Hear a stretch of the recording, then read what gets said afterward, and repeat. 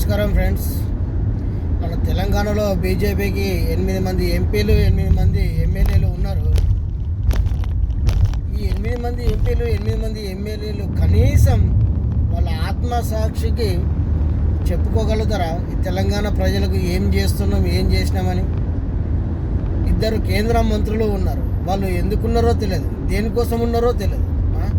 Sir కనీసం మీరు 2 కేంద్ర మంత్రులు 8 మంది ఎంపీలు 8 మంది ఎమ్మెల్యేలు ఉన్నారు సార్.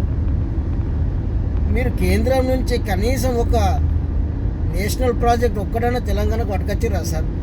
కనీసం పోనీ మీ జిల్లాలకు ఒక్కడన్నా తెలంగాణకి ఇన్సెట్ మీ జిల్లాలకు కనీసం ఒక ప్రాజెక్టు తెచ్చుకున్నారా? ఒక డెవలప్మెంట్కి సంబంధించింది ఒక్కడన్నా పని కేంద్రం నుంచి తెప్పించుకోగలిగారా? చెప్పండి సార్. కొంచెమన్నా పసుపు బోర్డు తీసుకొచ్చారు సార్. పసుపు బోర్డు నిజామాబాద్కి తీసుకొచ్చారు. ఊరించి 5 సంవత్సరాలకు ఇప్పుడు తీసుకొచ్చారు. ఇప్పుడు పసుపు బోర్డుకు మరి మొన్న కేంద్ర బడ్జెట్ మరి ఎలాంటి నిధులు కేటాయించలేదు కదా సార్. మరి అది ఉత్తిదేనా? పసుపు బోర్డు ఉత్తిదే కదా. దాంట్లో ఒక్క జీరో బడ్జెట్ లేదు, కేటాయించింది ₹1 లేదు. తెలంగాణకి అయితే మొత్తం గుండుసున్నని ఇచ్చారు.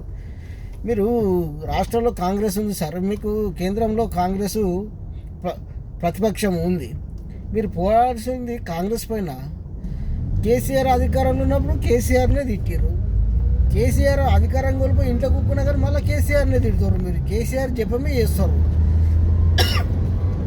కేసీఆర్ జపం చేయకుండా, కేసీఆర్ను తిట్టకుండా రాజకీయాలు చేయడం మీ వల్ల కాదు. అధికారంలో ఉన్న కేసీఆర్నే తిట్టడు, అధికారంలో లేకపోయినా కేసీఆర్నే తిట్టడు.